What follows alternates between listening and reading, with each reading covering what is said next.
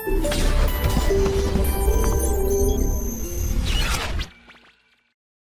अगले जो सवाल करने हैं उनके लिए कुछ मेथड्स हैं, कुछ विधियां हैं, अपन उनकी बात करते हैं ना।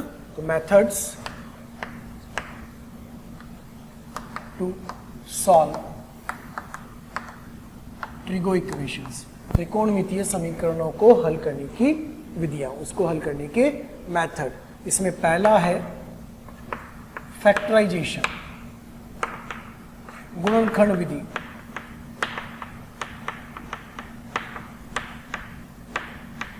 फैक्टराइजेशन के द्वारा कैसे हल किया जाए, गुणनखंड विधि द्वारा कैसे हल किया जाए। करना कुछ भी नहीं है, द्विघात समीकरण, त्रिघात समीकरण, इस तरह का कोई समीकरण उपलब्ध होगा, गुणनखंड करेंगे, बराबर 0 करेंगे और पीछे जो सावधानियां देखी हैं, जो मेथड देखे हैं, उसके अनुसार उसको शुरू कर देंगे। ठीक है, तो सवाल से शुरू करते हैं। पहला सवाल, क्वेश्चन नंबर 1, व्यापक हल ज्ञात करना है।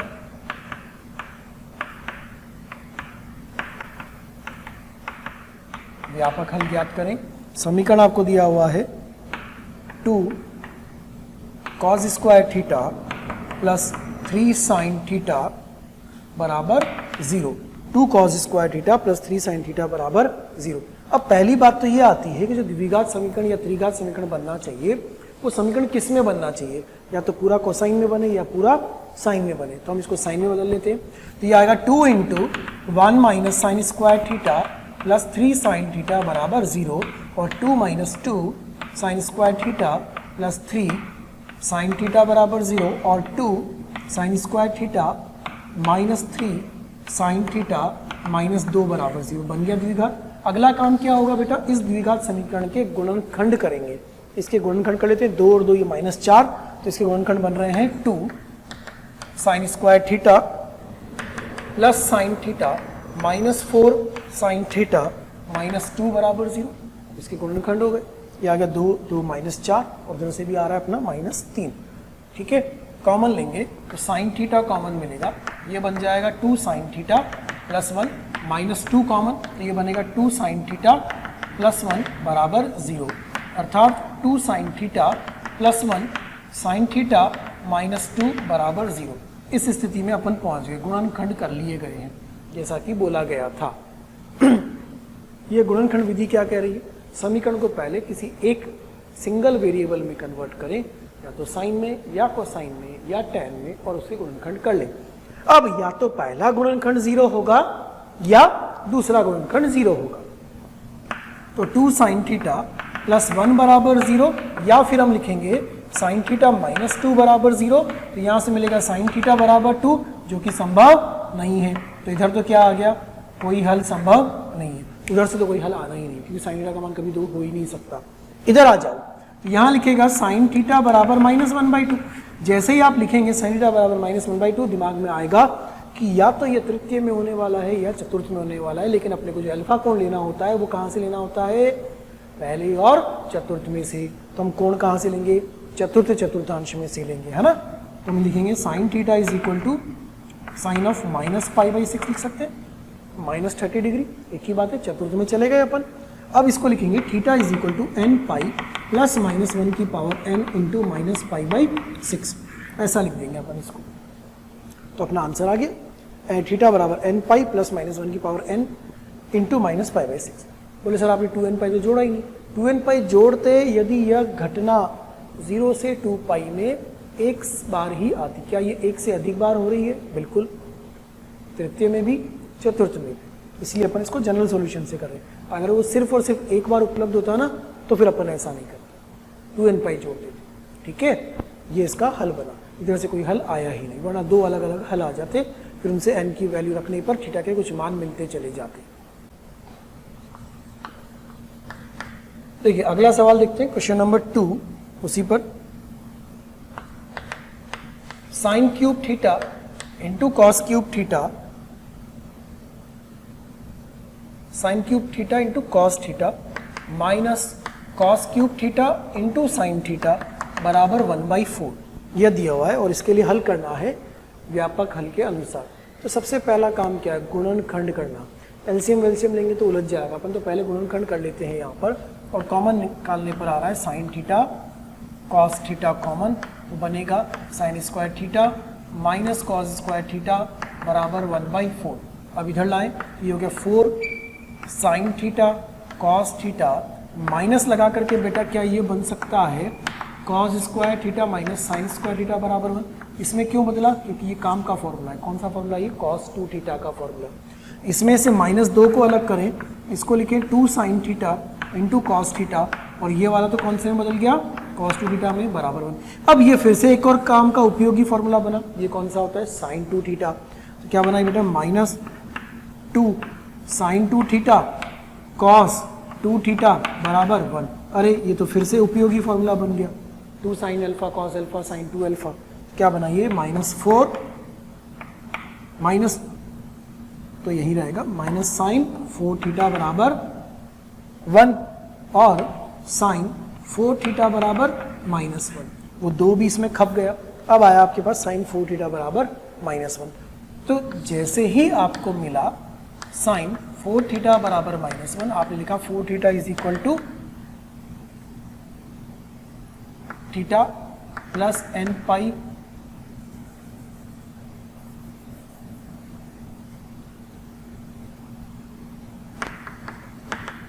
n पाई प्लस -1 की पावर n इंटू -π/2।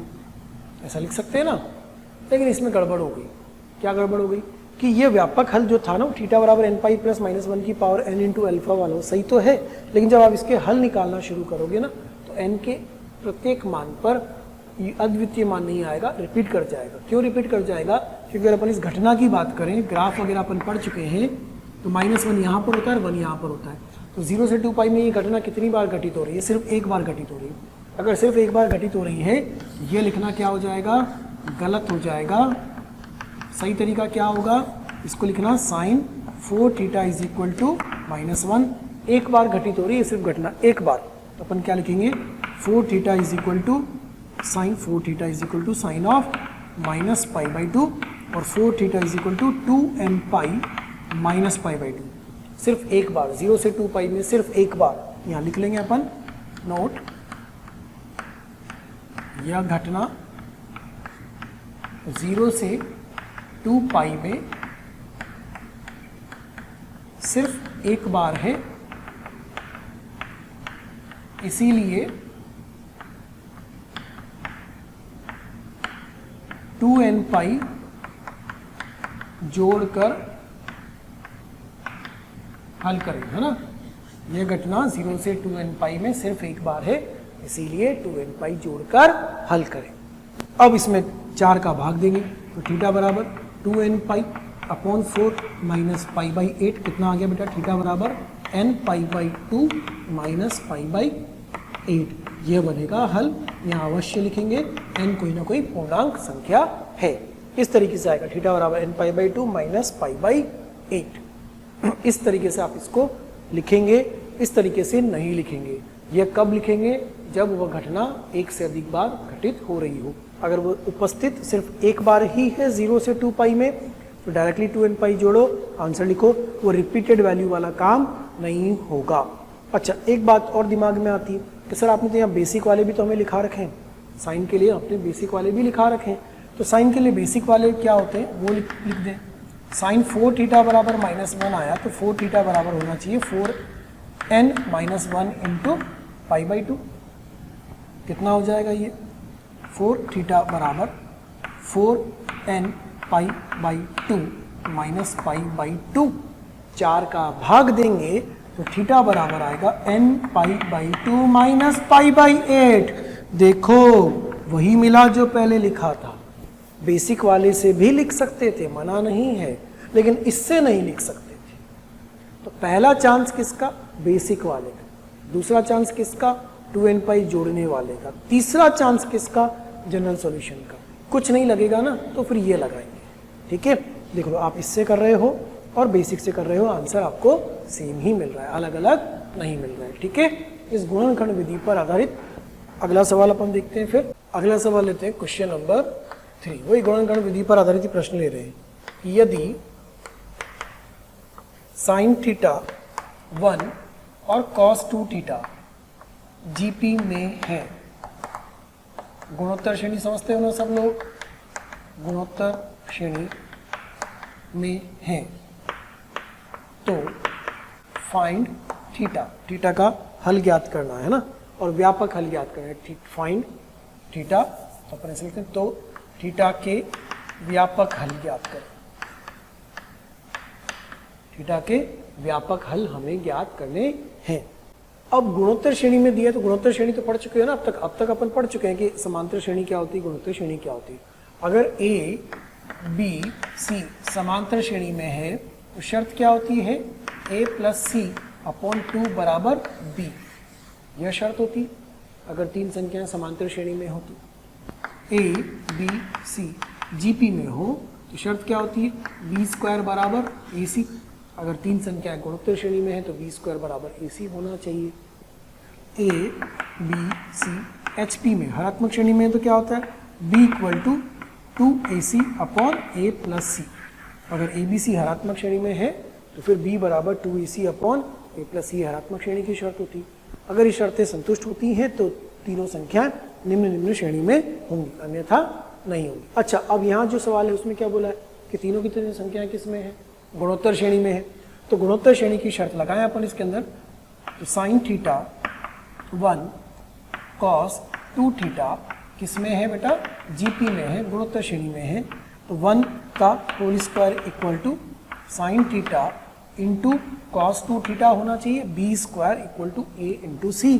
तो ये अपने पास आ गया cos 2 theta into sine theta बराबर 1। अब या तो पूरा साइन में बना ले या पूरा कॉस में बना ले, तो साइन बनाना उचित होगा, तो इसको लिखेंगे 1 minus 2 sine square theta into sine theta बराबर 1।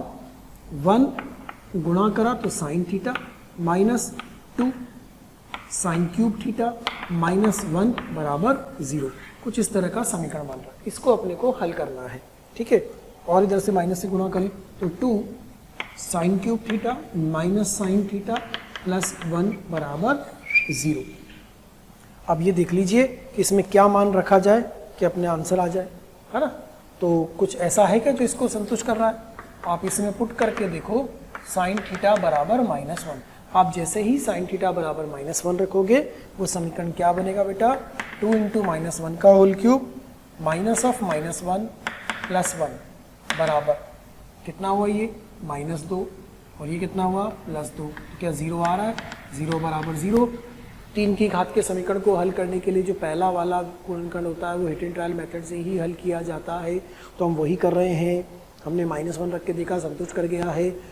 तो 3 की घात के समीकरण को हल करने के लिए ये चेक कर लिया अपन ने कि 0 बराबर 0 किस पे आ रहा है। तो 3 की घात का एक गुणनखंड तो हिट एंड ट्रायल से ही आता है।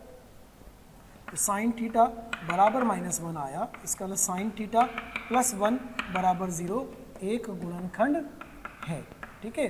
जो एक गुणनखंड है वो कौन सा है, साइन थीटा प्लस 1 बराबर 0 है।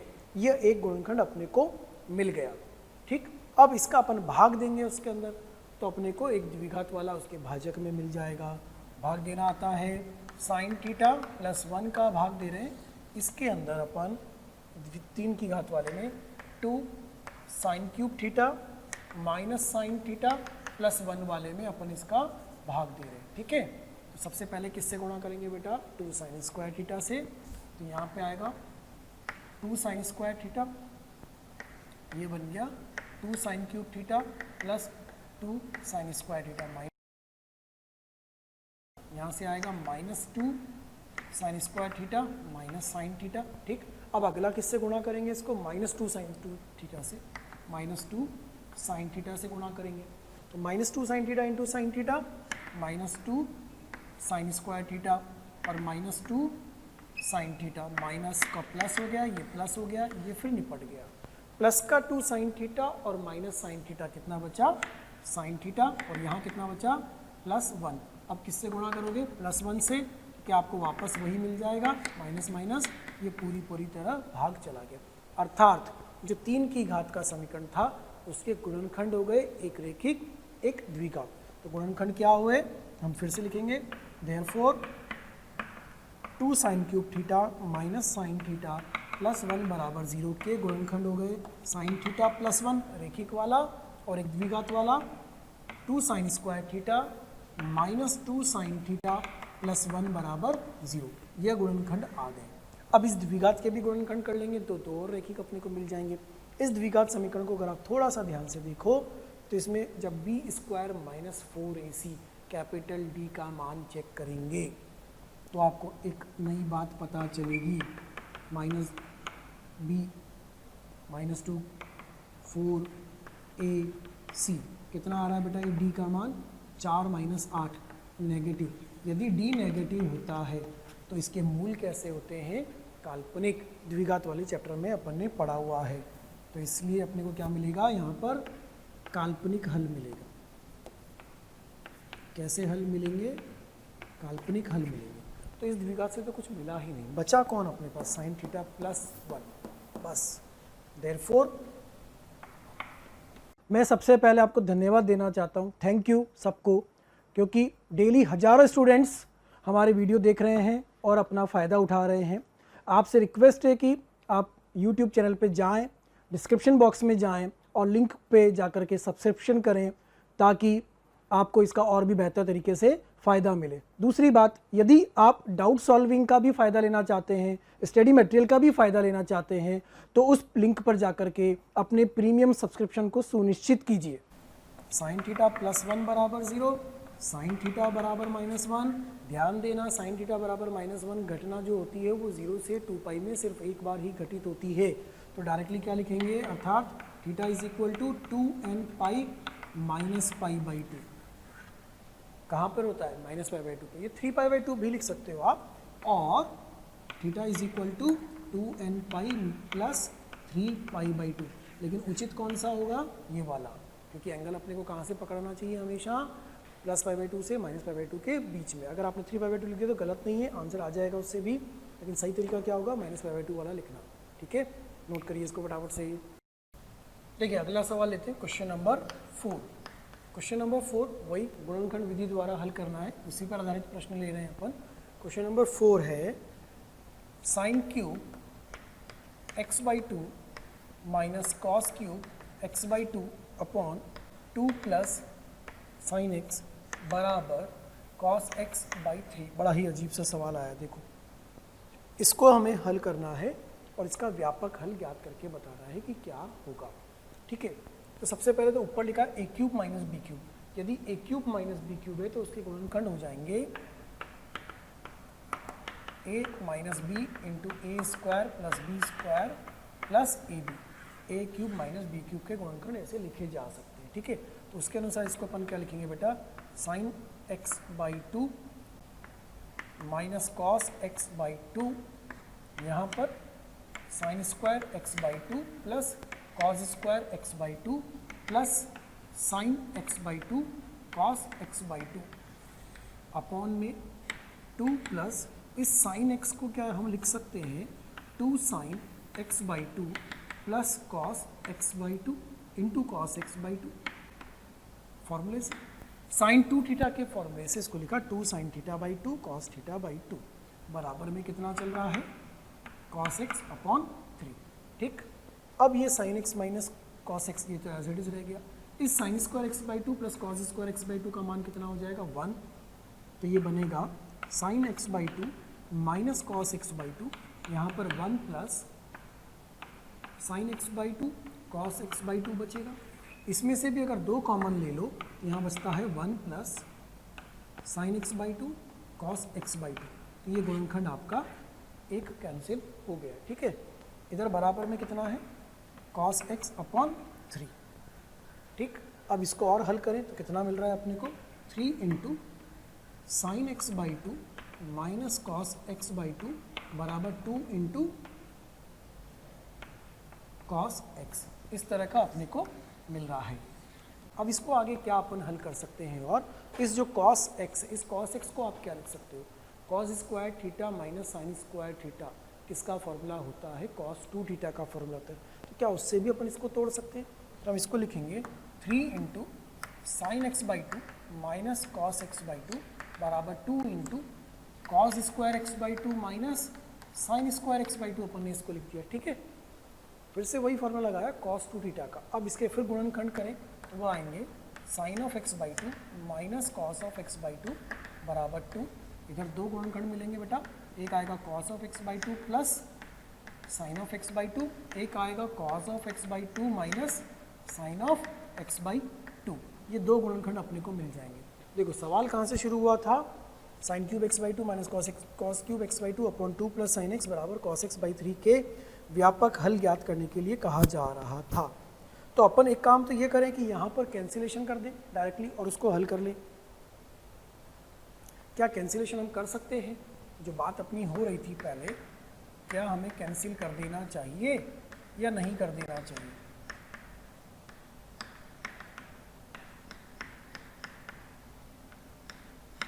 Minus sine x by to में क्या यह वाला फैक्टर कैंसिल कर सकते हैं? कैंसिलेशन अलाउड नहीं था, मना किया गया था, किस तरह से कैंसिल करना नहीं चाहिए। कैंसिल करने के बजाय क्या करना चाहिए? कॉमन लेना चाहिए, है ना। तो कॉमन लेने की कोशिश करें अपन, क्या कॉमन ले पाएंगे वो देखें और फिर उसको हल करें। कैंसिलेशन नहीं करना चाहिए, कैंसिलेशन करने से एक गुणनखंड गायब हो जाता है।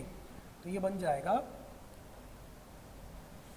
Sine x by two minus cos x by two, ये अपन ने कॉमन निकाला, इधर आ जाएगा 3, इधर आ जाएगा माइनस,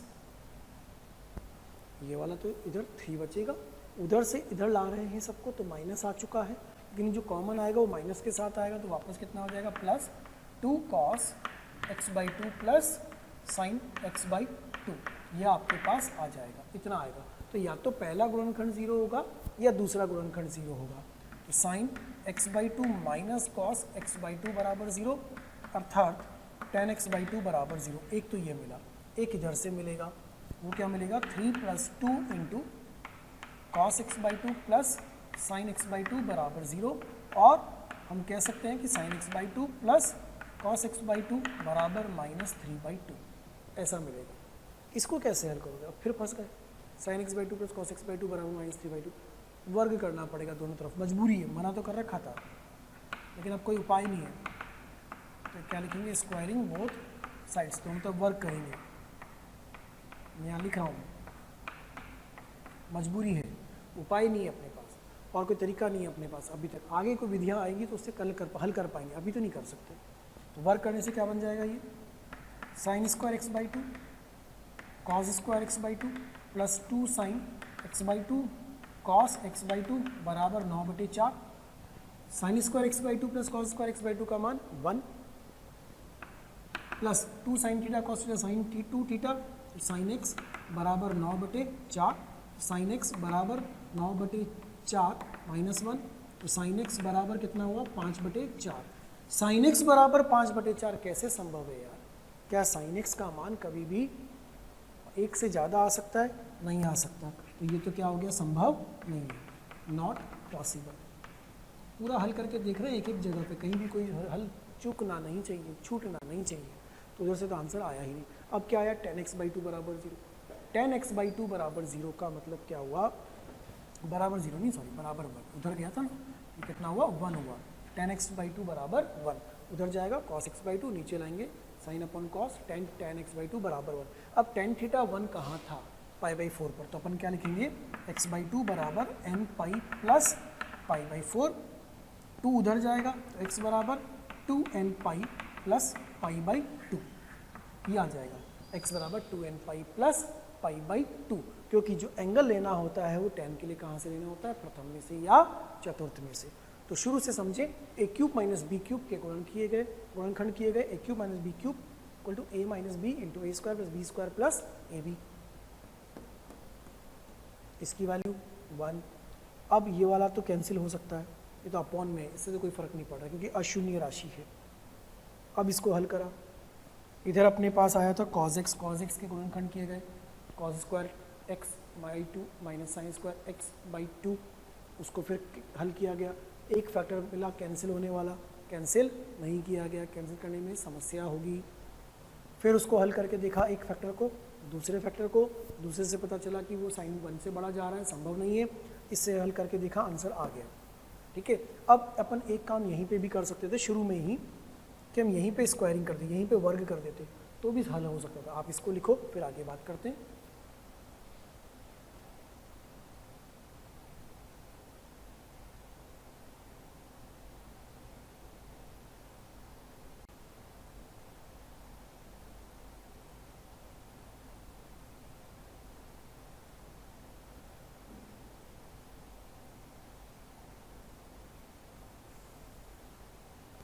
तो जो मैं आपसे कह रहा हूँ कि यहाँ पे भी हल कर सकते हैं, ये तो हो ही गया, फैक्टर करते चले गए, विधियाँ कई होंगी, मेथड कई होंगे, स्टेप्स कई हो सकते हैं। अब देखो वहाँ से कैसे आएगा वो भी मैं लिखता हूँ। क्या बोला मैंने कि हम इसी स्टेप पे आकर के इस वर्ग कर दें। किसी के दिमाग में आएगा कि सर हम तो यहाँ पे इसको जांच ही नहीं पा रहे, इसके बारे में सोच ही नहीं पा रहे, हमने तो यहीं वर्ग कर दिया तो कर दिया।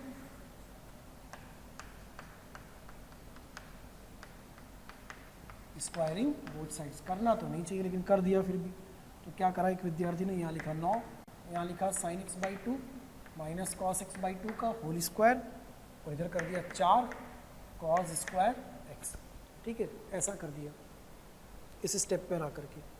ठीक है, अब इसका जब हल करेंगे तो क्या मिलेगा, 9 sin square x/2 plus cos square x/2 minus 2 sin x/2 cos x/2 बराबर 4 cos स्क्वायर x। तो ये sin square x/2 plus cos square x/2 ये तो कितना हो जाएगा 1, और ये 2 sin थीटा cos थीटा कितना हो जाएगा, ये कितना हो जाएगा sin थीटा आपके पास आ जाएगा 9 इंटू 1 माइनस sin x बराबर 4 cos स्क्वायर x। अब यहाँ आके फिर एक और खुरापात दिमाग में आई, सर हम तो इसको लिख देते हैं 1 minus sign square x, 1 minus cos square x, 1 minus sine x, 1 minus sine x को कैंसिल कर देते हैं, फिर हल कर लेते हैं। बिल्कुल कर सकते हो, कौन मना कर रहा है, करो ना। वैसे 9 इंटू 1 माइनस साइन बराबर 4 into 1 minus sine 1 plus sine 1 minus sine 1 minus sine उड़ा दिया भाई साहब ने। अब जैसे ही 1 माइनस साइन उड़ाया, इसका हल ही नहीं आएगा। क्यों नहीं आएगा देखना, यहाँ पर मिलेगा 9 बराबर 4 इंटू 1 प्लस साइन। ठीक है, यहाँ आएगा 9/4 बराबर 1 प्लस साइन, तो साइन बराबर आएगा 5/4। आंसर ही नहीं आया। तो क्या कैंसिल करना चाहिए, कैंसिल तो करना ही नहीं चाहिए था। तो पहली बात तो ये गलती कर देगा, जल्दबाजी में कोई कैंसिल करेगा तो हल उड़ा देगा, उड़ाना ही नहीं चाहिए था।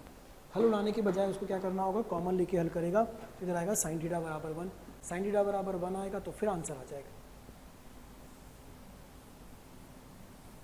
साइन थीटा बराबर 1 लिख के हल करेंगे तो आंसर आ जाएगा। ये हुआ 9 माइनस 9 साइन एक्स बराबर 4 into 1 minus sign square x. अब मैंने पूरा साइन में द्विघात बना लिया, और अरेंज करें इसको, कितना हुआ बेटा 9 माइनस 9 साइन एक्स बराबर 4 माइनस 4 साइन स्क्वायर एक्स, और 4 sign square x minus 9 sine x plus 5 बराबर 0। द्विघात बन गया। 4 इंटू 5 20, 5 और 4 20, गुणनखंड भी हो रहे।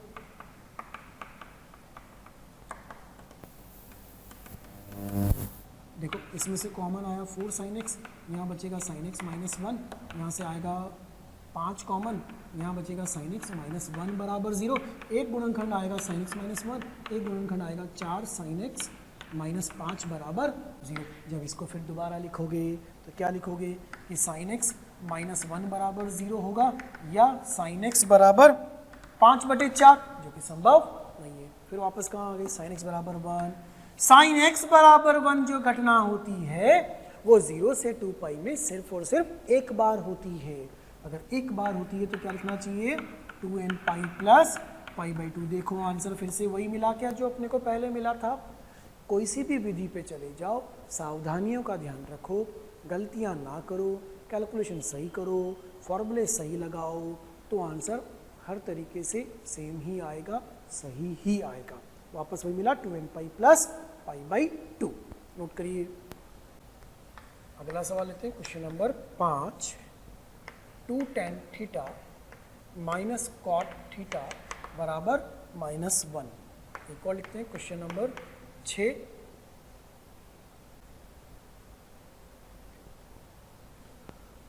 2 साइन क्यूब एक्स बराबर cos x. 2 sine cube x बराबर कॉस एक्स, इनको हल करना है और फिर से अपने को व्यापक हल ज्ञात करना है। पहले इस वाले पर आते हैं। क्या पूरा tan में और क्या पूरा कॉट में किसी एक में बदलना जरूरी है? पहली बात तो यही है कि किसी एक में बदलना जरूरी है, तो पूरे को tan में बदल लेते हैं। अपन लिखेंगे 2 tan theta minus 1/tan theta plus 1 बराबर 0। तो बेटा ये बन गया 2 tan square theta minus 1 plus tan theta बराबर 0, और 2 tan स्क्वायर थीटा। प्यारे बच्चों, कमेंट बॉक्स में रोज़ कमेंट्स आ रहे हैं कि सर इस टॉपिक पे वीडियो बना दीजिए या ये इस बारे में हमें समझाइए, हमारी ये शंका है इसको दूर कर दीजिए। तो मेरी आपसे रिक्वेस्ट है कि आप यूट्यूब चैनल पे जाइए, उस पर सब्सक्राइब करिए और जो बेल आइकन है उसको हिट करिए ताकि नोटिफिकेशंस आपको मिलते रहें और कोई भी नोटिफिकेशन, कोई भी वीडियो आपसे मिस ना हो। मैं ऐसा आपसे इसलिए कह रहा हूँ क्योंकि जिन भी टॉपिक्स की, जिन भी डाउट्स की, जिन भी बातों के बारे में आप वीडियोस चाह रहे हैं वो ऑलरेडी हमने पोस्ट किए हुए हैं, अपलोड किए हुए हैं, लेकिन वो आपसे मिस हो जाते हैं क्योंकि आपके पास प्रॉपर्ली नोटिफिकेशन नहीं आ पाते हैं। इसीलिए आपसे कहा जा रहा है कि आप सब्सक्राइब करिए ताकि कोई भी वीडियो आपसे मिस ना हो और कोई भी शंकाएं आपकी ना रहें। Minus plus tan theta minus 1 बराबर 0। अब इसको हल कर लेंगे, अपने को आंसर मिल जाएंगे। गुणनखंड करने हैं इसके, गुणनखंड कर सकते हैं क्या इसके बेटा अपन?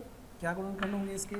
2 tan square 2 minus 2 plus 2 tan theta minus tan theta minus 1 बराबर 0। यहाँ से कॉमन आया 2 tan theta plus 1 minus common tan theta plus 1 बराबर 0। एक तो मिला tan थीटा प्लस 1 और एक मिला 2 tan थीटा माइनस 1। दो गुणनखंड आ गए। एक से आया tan थीटा बराबर -1, दूसरे से आया tan थीटा बराबर 1/2। tan थीटा बराबर 1/2 स्टैंडर्ड एंगल नहीं है, कोई बात नहीं। इससे तो हल क्या मिलेगा? Theta is equal to tan theta बराबर tan अल्फा, थीटा बराबर n pi plus alpha. Alpha कहाँ से लेना है? प्रथम में से या चतुर्थ में से? तो इसमें क्या लिखेंगे? n पाई माइनस पाई/4, चतुर्थ में से ले लिया अपन ने, ठीक है। अब इधर आएंगे, इधर वाला एंगल अपने को नहीं मालूम तो हम इसको लिखेंगे tan थीटा बराबर tan अल्फा, जहाँ पर अपन ये मान के चल रहे हैं कि tan अल्फा का मान कितना है? 1/2। तो फिर अल्फा का मान कितना हो जाएगा बेटा? tan inverse 1/2। तो अल्फा की जगह कौन आएगा? tan inverse 1/2। तो क्या लिखोगे? Theta is equal to n pi plus tan inverse 1/2। ये बन जाएगा इसका हल। ये एक, वो दो। कितने आंसर आए इसके? 2 आंसर आएंगे कि दोनों गुणनखंड मान्य थे। इसके पहले अपन ने जो भी उदाहरण करे उसमें एक गुणनखंड रिजेक्ट हो रहा था, एक गुणनखंड बच रहा था, तो उसके अनुसार अपन एक एक ही आंसर निकाल पा रहे थे। इस वाले सवाल में क्या हुआ? 2 गुणनखंड मिले और दोनों के दोनों गुणनखंड कैसे हैं? मान्य गुणनखंड मिले, दोनों के दोनों वैलिड है, दोनों के दोनों संभव हैं, तो उसके अनुसार इसको हल कर लिया, ठीक है। अब अगले सवाल को देखो, छठे प्रश्न को। 2 sin क्यूब x बराबर cos x। इसमें साइन क्यूब के तो गुणनखंड ही नहीं कर सकते। साइन क्यूब के गुणनखंड कहाँ हो पा रहे हैं इसके? तो साइन क्यूब के गुणनखंड हो जाते तो अच्छा होता, मज़ा आ जाता। लेकिन अगर हम cos को इधर ले आएँ और इसको हम लिखें 2 sin cube x upon cos x बराबर 1, यह मानते हुए कि cos x क्या नहीं है? 0 नहीं है। cos x क्या नहीं है? 0 नहीं है, तभी तो नीचे आएगा, क्योंकि जो नीचे आएगा अगर वह 0 हो गया तो फिर अपरिभाषित हो जाएगा। अब क्या करा? 2 sin x into sine square x upon cos x बराबर 1। तो ये जो साइन अपॉन कॉस, ये क्या बन जाएगा बेटा? tan।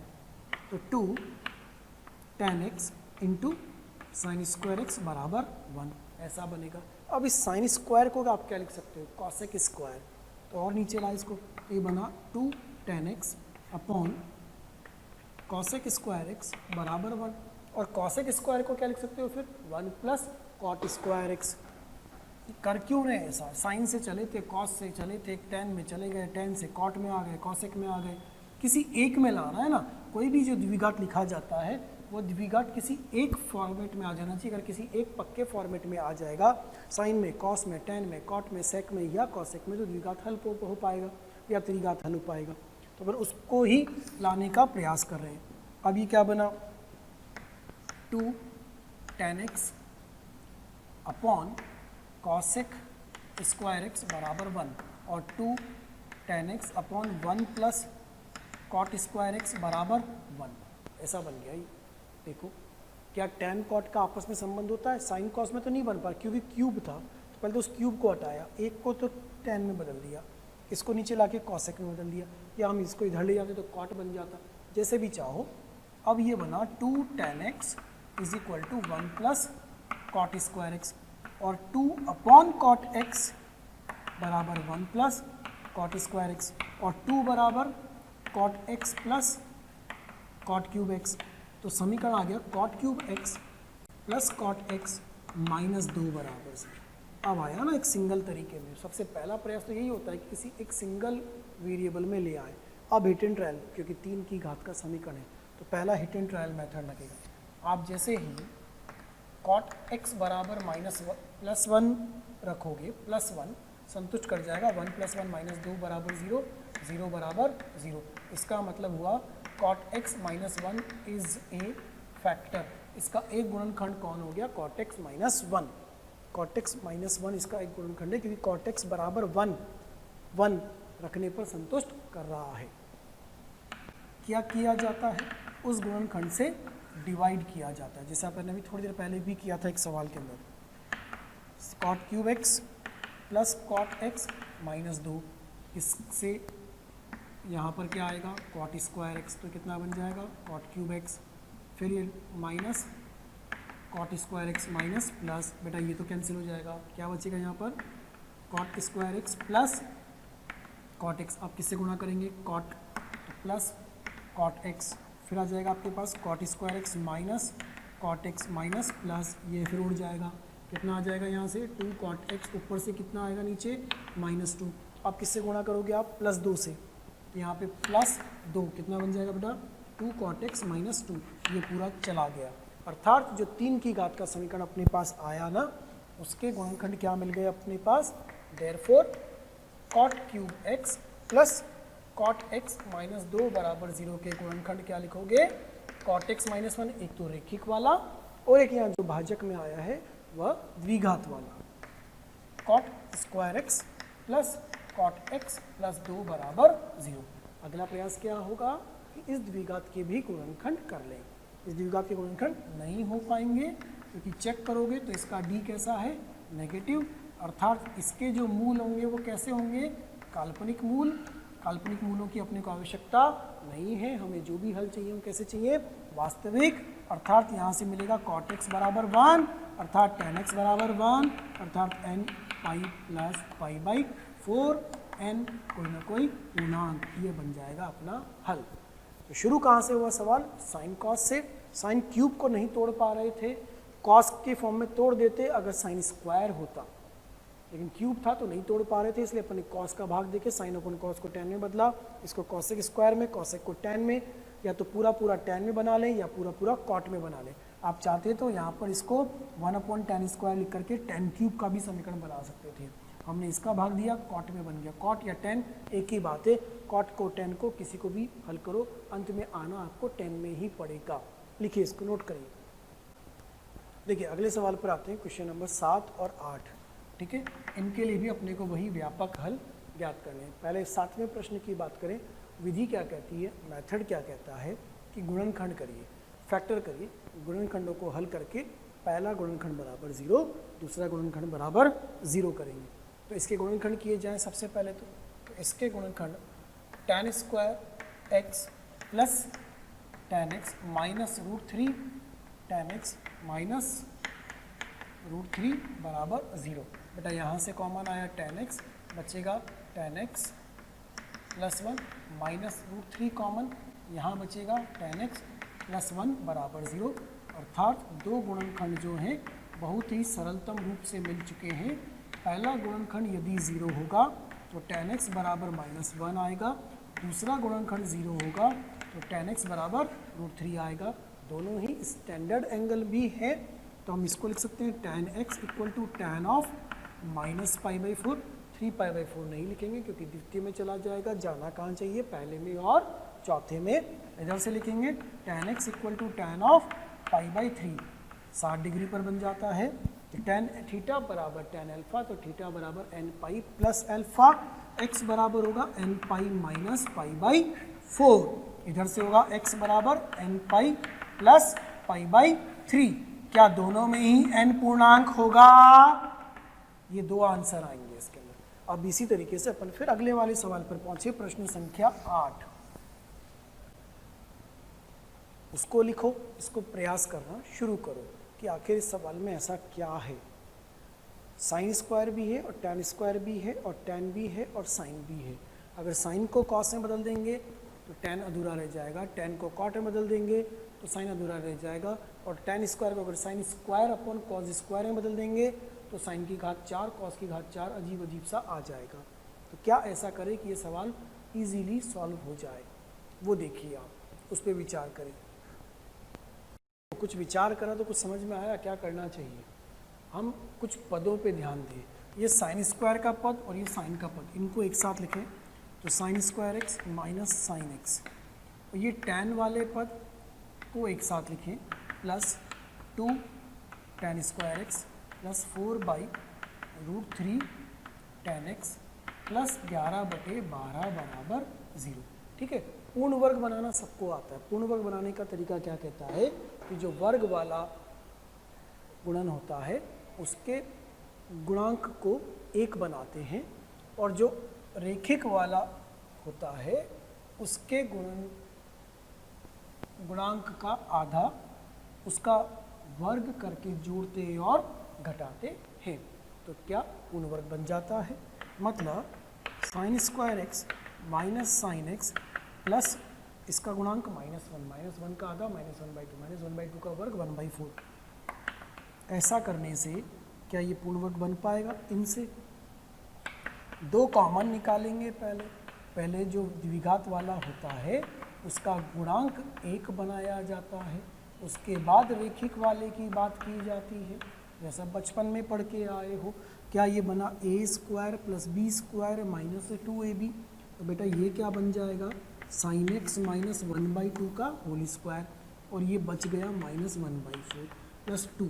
अब इसमें जो इसका गुणांक है 2/√3, उसका आधा 1/√3, 1/√3 का वर्ग 1/3, तो हम वो 1/3 जोड़ेंगे और वो 1/3 घटाएंगे, तो प्लस का 1/3 लिखेंगे और माइनस का 1/3 लिखेंगे, प्लस 11/12 चल रहा है। ऐसा ही यह तो बन गया, इधर का तो काम पूरा हो गया।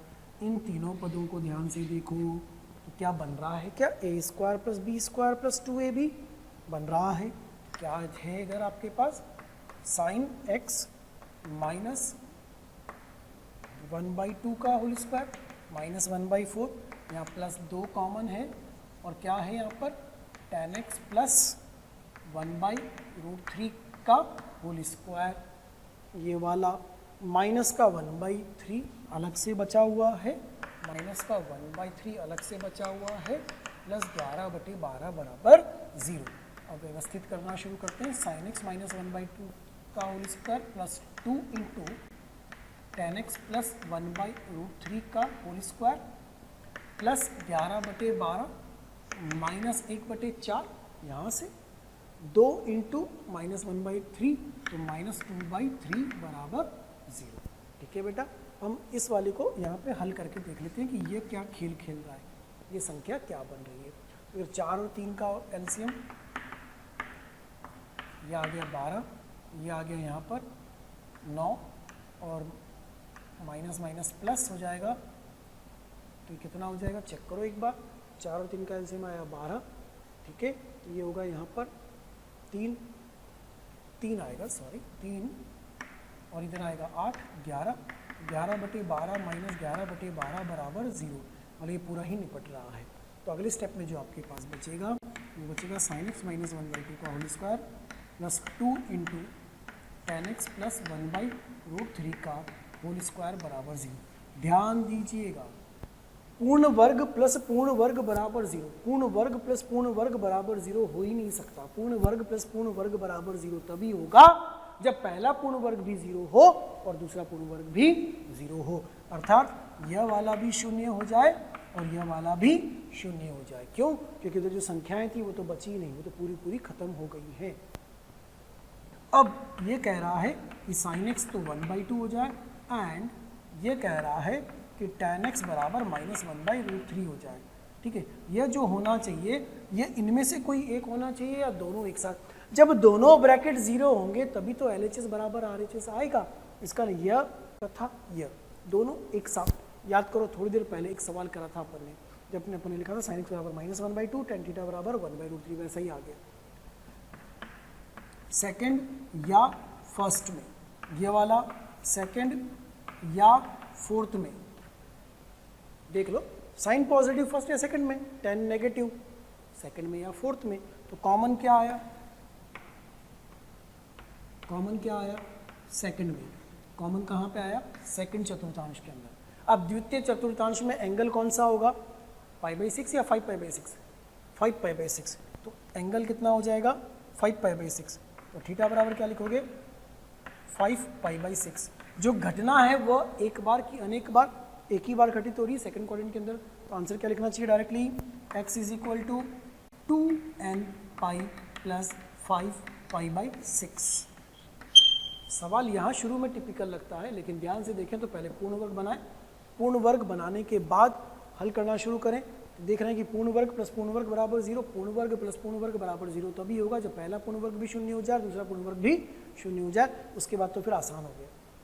घटना एक बार घटित, डायरेक्टली आंसर के अंदर क्या जोड़ दें, 2nπ आंसर में। यदि आप हमारे वीडियोस को देख रहे हैं और आपको वो पसंद आ रहे हैं तो मेरी आपसे रिक्वेस्ट है कि आप उनको लाइक करें, सब्सक्राइब करें, शेयर करें, ताकि वो और भी ज़रूरतमंद विद्यार्थियों तक पहुंच सके और उसका लाभ वो उठा सकें। आपके प्यार और स्नेह को देखकर हमारी टीम मोशन की पूरी टीम हाईली मोटिवेटेड है और हमारा हमेशा पूरा प्रयास है और रहेगा कि आपको बेहतर से बेहतर कंटेंट प्रोवाइड करते ही रहेंगे। आपको अगले क्वेश्चन पर आते हैं। क्वेश्चन नंबर 9, 7 cos² + 3 sin² = 4 हल करना है। अभी तक जो मिल रहे थे अपने को, उनमें या तो sin² आ रहा था या cos² आ रहा था, दूसरा रेखिक पद था, तो हम द्विघात बना रहे थे। अब क्या हो गया, sin² भी है और cos² भी है। इसका ना रेखिक वाला तो इसमें आएगा ही नहीं। जैसे हम इस वाले सवाल की बात करें तो हम इसको लिखेंगे 7 cos² + 3 sin² = 4 और 7 × 1 - sin² + 3 × sin² = 4। आप चाहते तो पूरा पूरा cos में भी बदल सकते थे। तो 7 - 7 sin² + 3 sin² = 4। बताइए कितना हो गया, 3 - 7 - 4 sin² बराबर, उधर जाकर के -3 sin² बराबर 3/4। तो पहले तो ये देखना जरूरी है कि जो मिला है वो मान्य है या अमान्य है। sin² = √3/2 का होल स्क्वायर लिख सकते हैं। इसका मतलब sin थीटा की वैल्यू √3/2 होती है, तो ये वैलिड है। अब इसको क्या लिखोगे, sin² = sin of π/3 का होल स्क्वायर। अब याद करो वो जो रिजल्ट अपने लिखे थे, sin² बराबर sin² अल्फा या cos² थीटा बराबर cos² अल्फा या tan² बराबर tan² अल्फा। इन तीनों के लिए अपन ने एक ही हल लिखा था बेटा। वो हल क्या लिखा था, थीटा बराबर nπ ± अल्फा, है ना, ये लिखा था ना। sin² बराबर sin² अल्फा, cos² बराबर cos² अल्फा, tan² बराबर tan² अल्फा के लिए nπ ± अल्फा। तो यहाँ अल्फा कौन हुआ, π/3। और जो अल्फा लेना था वो कहाँ से कहाँ तक लेना था, वो भी मैंने आपको बताया था, कहाँ से कहाँ तक, 0 से π/2 प्रथम चतुर्थांश में से ही लेना है। तो इसमें आंसर हो जाएगा थीटा = nπ ± π/3। अब ऐसे ही 10वें सवाल पर आओ। 10वें में tan² भी आ रहा है, cot² भी आ रहा है। तो आप इसको क्या लिखोगे, tan² theta plus cot² theta बराबर 2। किसी एक को व्युत्क्रम कर ले, 1/tan² थीटा बराबर 2। बेटा ये बना 10 की घात 4 + 1 - 2 tan² थीटा बराबर 0। tan² थीटा -1 का होल स्क्वायर बराबर 0 मिल गया, a - b का होल स्क्वायर। कितना हो गया ये, tan² थीटा बराबर 1, हम इसको लिख सकते हैं tan² थीटा बराबर tan² π/4, क्योंकि tan π/4 की वैल्यू 1। तो कितना आ जाएगा, थीटा बराबर nπ ± π/4। ये बन जाएगा इसका हल। ऐसे ही फिर आप अगले वाले सवाल पे आ सकते हैं। क्वेश्चन नंबर 11 हल करते हैं अपन बेटा। इसको भी यहाँ लिखते हैं 11वें वाले को। 11वें प्रश्न में भी किसी एक रूप में बदलना होगा अपने को। जैसे इसको लिखें अपन 3 × sec² theta plus tan² theta बराबर 5। तो पूरे को साइन या कॉस में बदल लें, है ना। तो 3 sec² theta plus 3 tan² theta -5 बराबर 0 और 3 1 + tan² थीटा। sec² थीटा को क्या लिख सकते हैं, 1 + ten square theta plus 3 ten square theta minus 5 बराबर 0। कितना हो गया बेटा ये? 3 और 3 6, 6 ten square theta plus 3 minus 5 बराबर 0। Ten square theta 6 ten square theta बराबर कितना हो गया? 2 और टेन स्क्वायर थीटा बराबर कितना आ गया? 1/3। 1/3 मतलब टेन स्क्वायर थीटा बराबर कितना हुआ? 1/√3 का होल स्क्वायर। क्या 1/√3 फिर से स्टैंडर्ड एंगल में बदला जा सकता है? बिल्कुल हाँ, बदला जा सकता है। टेन स्क्वायर थीटा बराबर टेन स्क्वायर π/6। फिर से थीटा बराबर n पाई प्लस माइनस π/6। ये वर्ग वाले फॉर्मूले पर आधारित प्रश्न चलता जा रहा है। या तो पूरा पूरा साइन स्क्वायर थीटा बराबर साइन स्क्वायर अल्फा बनेगा, या कॉस स्क्वायर थीटा बराबर कॉस स्क्वायर अल्फा बनेगा, या टेन स्क्वायर थीटा बराबर टेन स्क्वायर अल्फा बनेगा। जैसे अगले 12वें सवाल पे भी आते हैं अपन। 12वें प्रश्न में क्या आ रहा है कि 4 cos square x plus 6 sign square x बराबर 5। या तो पूरा कॉस में बदल लें या पूरा साइन में बदल लें। तो अपने लिखा 4 × 1 minus sign square x plus 6 × sign square x बराबर 5। 4 minus 4 sign square x plus 6 sign square x minus 5 बराबर 0। कितना हुआ? 6 माइनस 4 2, 2 साइन स्क्वायर एक्स बराबर 5 माइनस 1। बेटा फिर से बना sine square x equal to 1/√2 का होल स्क्वायर। फिर से एक मानक कोण स्टैंडर्ड एंगल मिल रहा है। Sine square x equal to क्या लिख सकते हो? Sine square π/4। यहाँ से हल क्या लिखा जाएगा? x बराबर n पाई प्लस माइनस π/4। ये वर्ग वाले जो मेथड थे उस पर आधारित अपने प्रश्न चल रहे हैं। लिखिए, इसको नोट करिए। अगला सवाल प्रश्न संख्या 13। व्यापक हल ज्ञात करें। Find general solution. प्रश्न है log base 10x 4 cos square x plus 2 बराबर 2। ये दिया हुआ है। लॉग में बेस में 10x, फलन में 4 कॉस स्क्वायर एक्स प्लस 2। हमें इसको हल करना है और व्यापक हल ज्ञात करना है। जो सवाल है उस सवाल को देखते ही इतना तो समझ में आता है कि जो 10x है वो 1 भी नहीं होगा और जो 10x है वो 0 से बड़ा भी होगा। और जो ये है ये तो पॉजिटिव होना चाहिए, वो होगा भी सही, क्योंकि कॉस स्क्वायर एक्स है प्लस 2 है तो पॉजिटिव तो आएगा ही आएगा। ठीक है, अब यहाँ से शुरू करें अपन इसको। तो सबसे पहली बात जो ये लिखा है ये इधर जाएगा। तो लॉग बेस में है 10x 4 cos square x plus 2 बराबर 2, ये इधर जाएगा। ये बन जाएगा 4 कॉस स्क्वायर एक्स प्लस 2 बराबर 10x की घात 2। ठीक, अब इसको लिखा 4 कॉस स्क्वायर एक्स प्लस 2 बराबर 10 स्क्वायर एक्स। यहाँ आके हम या तो पूरा पूरा 10 में बदलने का प्रयास करेंगे या पूरा पूरा कॉस में बदलने का प्रयास करेंगे। 10 को क्या लिख सकते हैं? Sec square x minus 1। तो अगले स्टेप में बन जाएगा 4 cos square x plus 2 is equal to sec square x minus 1। बन रहा है sec square x minus 1। 10 square x को लिखा जाए sec square x minus 10 square x equal to 1। Sec square x minus 1 is equal to 10 square x. 4 cos square x plus 2 is equal to 1 upon cos square x minus 1। तो ये बन जाएगा बेटा 4 cos to the power 4x प्लस 2 cos square x बराबर 1 minus cos square x. साथ में शर्त क्या चल रही है कि कॉस स्क्वायर एक्स 0 नहीं है, वो तो होना भी नहीं चाहिए क्योंकि 10 परिभाषित ही नहीं होगा अगर कॉस 0 हो जाएगा तो। अब इसको हल करें। 4 cos to the power 4x ये इधर आएगा plus 3 cos square x minus 1 बराबर 0। क्या इसके गुणनखंड हो सकते हैं? अपने को ये चेक करना है। कॉस की घात 4 बना, 2 कॉस स्क्वायर बना, 1 माइनस कॉस स्क्वायर बना। अब वो इधर आया 3 कॉस स्क्वायर एक्स हुआ, इधर आया माइनस 1 हो गया। ये कितना है? माइनस 4। इसको लिखेंगे 4 cos to the power 4x। Cos square का द्विघात बन रहा है। कॉस स्क्वायर को t मानो तो एक द्विघात समीकरण के रूप में जा रहा है ना। यहाँ पे आएगा 4 cos square x minus cos square x minus 1 बराबर 0। गुणा करेंगे यह मिल जाएगा, घटाएंगे यह मिल जाएगा। ठीक, 4 कॉस स्क्वायर एक्स कॉमन, आपके पास बचेगा cos square x plus 1 minus common लेंगे बेटा, फिर कॉस स्क्वायर एक्स प्लस 1 बराबर 0। तो गुणनखंड 2 आ रहे हैं। 4 कॉस स्क्वायर एक्स -1 और cos स्क्वायर एक्स प्लस 1 बराबर। इन दोनों गुणनखंडों को 0 के बराबर करेंगे तो हमें व्यापक हल की और अग्रसर होते हुए आंसर मिल जाएगा। 4 cos स्क्वायर एक्स माइनस 1 बराबर 0 या cos स्क्वायर एक्स प्लस 1 बराबर 0 अर्थात cos स्क्वायर एक्स बराबर -1 असंभव। LHS धनात्मक, RHS ऋणात्मक संभव नहीं है, वो तो हो ही नहीं सकता।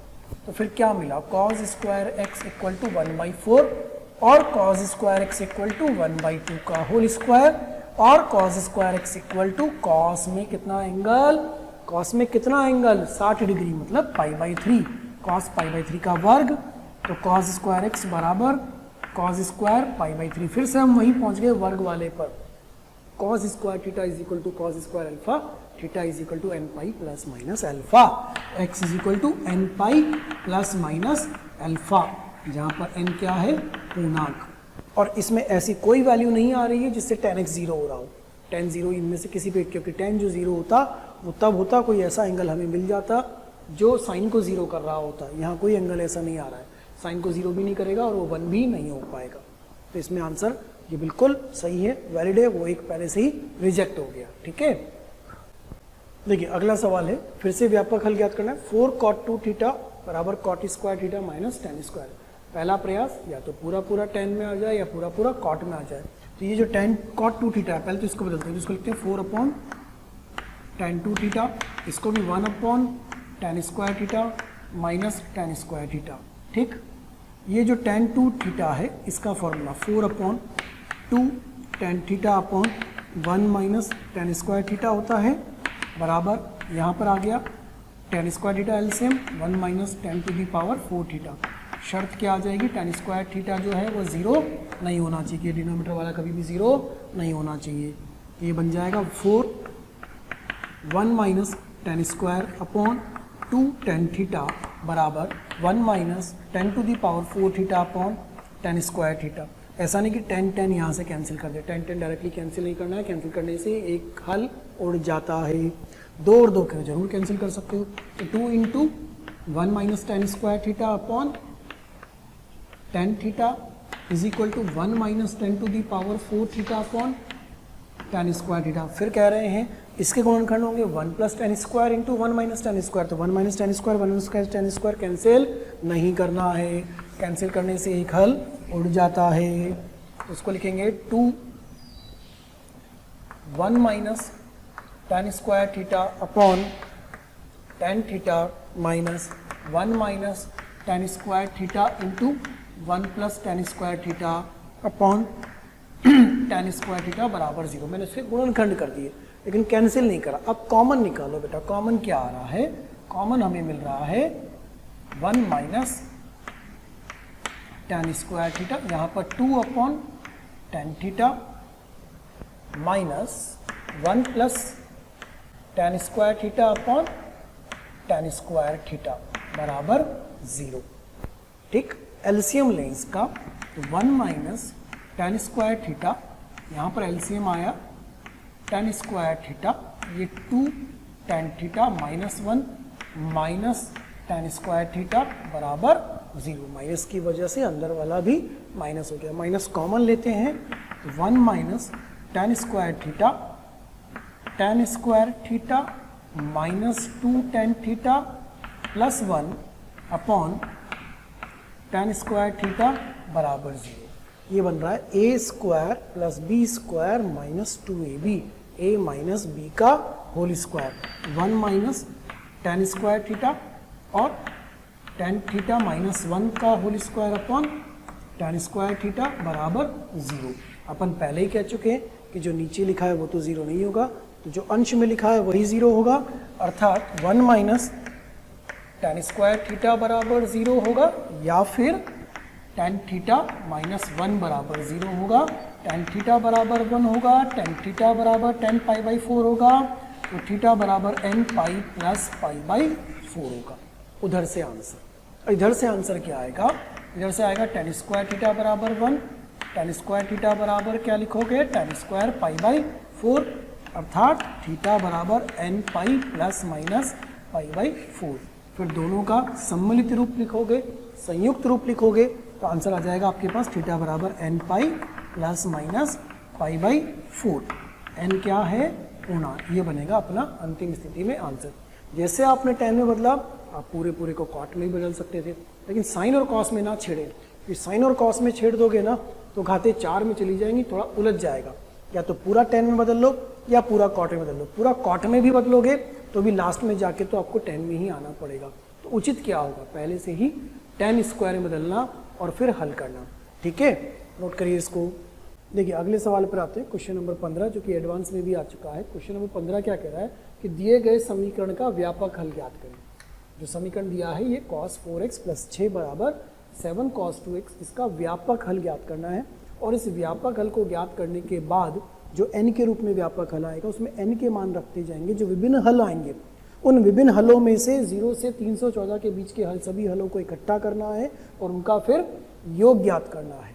तो पहले तो समीकरण को हल करें, पहला काम व्यापक हल ज्ञात करने का। उसके बाद n रख करके आगे देखेंगे कि जो हल मिल रहे हैं उसमें से कितने दिए गए अंतराल में आते हैं। तो cos 4x है तो cos 2x में बदल लें। इसको लिखेंगे 2 cos square 2x minus 1 plus 6 बराबर 7 cos 2x। 2 cos square 2x minus 1 plus 6 minus 7 cos 2x बराबर 0। cos स्क्वायर 2x का द्विघात समीकरण बन रहा है। 2 cos square 2x minus 7 cos 2x, 6 minus 1 plus 5 बराबर 0। 5 और 2 10, 5 और 2 10, गुणनखंड भी इसके बन जाएंगे। तो ये होगा 2 cos square 2x minus 2 cos 2x minus 5 cos 2x plus 5 बराबर 0। तो इसमें से कॉमन 2 cos 2x बचेगा, cos 2x माइनस 1, इसमें minus 5 common, cos 2x minus 1 बराबर 0। तो बेटा जी गुणनखंड क्या मिले? cos 2x माइनस 1 और दूसरा मिला cos 2x माइनस 5।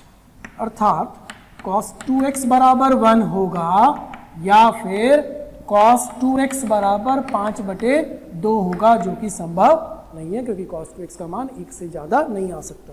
तो आपको जो हल मिला वो मिला cos 2x बराबर cos 0 डिग्री, क्योंकि इसके लिए जो अल्फा एंगल लेते हैं वो 0 से पाई में लेते हैं। तो अब आंसर आएगा 2x बराबर 2n pi plus minus 0 degree, और 2x बराबर 2n पाई और x बराबर n पाई। कितना पाई? n पाई। ये क्या मिला? हल मिला। आंसर नहीं आया इस सवाल का, अभी तो सिर्फ व्यापक हल आया है। अब इस x बराबर n पाई में n के मान रखेंगे और उन मानों से जो विभिन्न मान मिलेंगे उनमें से उनको चेक करेंगे कि 0 से 314 में कौन से आते हैं। तो जो हल मिला था x बराबर n पाई, इसमें ये n था पूर्णांक, आपने n बराबर 0 रखा, x बराबर 0 आएगा। n बराबर 1 रखा, x बराबर पाई आएगा। ऐसे जब चलते जाएंगे तो जो x के मान आएंगे वो आएंगे 0, पाई, 2 पाई, 3 पाई, 4 पाई, 5 पाई, 6 पाई, कहाँ तक? जब तक कि 314 ना मिल जाए। पाई की वैल्यू होती है 3.14, तो 100 पाई की वैल्यू होगी 314 पॉइंट समथिंग। इसका मतलब अगर हम 100 तक चले गए तो हम 314 के आगे चले जाएंगे। तो हमें कहाँ तक जाना पड़ेगा? 99 पाई तक। 100 पाई ग्रेटर देन 314, ये ध्यान रखें। 100 पाई की वैल्यू 314 से बड़ी हो जाएगी। तो हमें क्या ज्ञात करना है? योग ज्ञात करना है। किसका? 0 प्लस पाई प्लस 2 पाई प्लस 3 पाई प्लस 4 पाई से लेकर के 99 पाई तक। पाई कॉमन निकालो, 1 2 3 से लेकर के 99 तक। 1 से लेकर के 99 तक की सभी प्राकृतिक संख्याओं का योग ज्ञात कर सकते हो बेटा। वह कितना हो जाएगा? वह आपके पास बनेगा 99 इंटू 100/2। कितना हो गया? 4950 पाई। ये आएगा इसका हल। अगर इसी सवाल में उसने बोला होता 0 से 315 तक, 0 से 315 तक, तो फिर 100 पाई को शामिल कर लेते, क्योंकि जो 100 पाई की वैल्यू है वो 3.314 से बड़ी हो जाएगी। ये ध्यान रखिएगा। ये है इसमें सबसे खतरनाक चीज़। जो विद्यार्थी गलती करता है वो 100 पाई तक लेके चला जाता है। तो जैसे ही 100 पाई तक लेके जाएगा वो 314 के आगे निकल जाएगा, जबकि हल सिर्फ 314 तक ही चाहिए, तो 99 पाई ही आ पाएगा, 100 पाई नहीं आएगा। आंसर मिलेगा 4950 पाई। लिखिए, इसको नोट करिए, एडवांस में आया हुआ क्वेश्चन है ये। जो वीडियोस आप देख रहे हैं, जो वीडियोस हम आपको पढ़ा रहे हैं, यदि आप वीडियो वो चाहते हैं और भी मटेरियल चाहते हैं, स्टडी मटेरियल चाहते हैं, तो आप एक नंबर नोट कर लीजिए और उस नंबर पर कॉल कीजिए। नंबर है 1821 799, अर्थात 18002121 799। Thank you.